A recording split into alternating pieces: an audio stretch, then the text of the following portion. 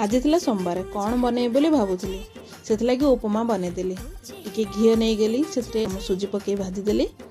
सुजी टी लाल लाल हो गले काढ़ी नेली रिफाइन तेल घी गरम हो गले सोरिष जीरा फुटे बादाम पकईदेली बादाम फ्राए हो गले अदा पकईदेली कोबी आलू ग्रीन मटर मक्का सब पकईकी टी हल्का फ्राए करदेली से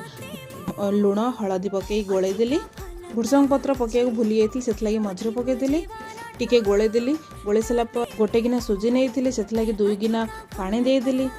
सिमेई नहीं मु 1/4 कप से अध कप पानी देदेली पछरे टमाटो देदेली भजा रखी सुजी की डालीदेली भलसे गोले गले दे 2 मिनिट घोड़े देली सिझापी हल्का सिझीगला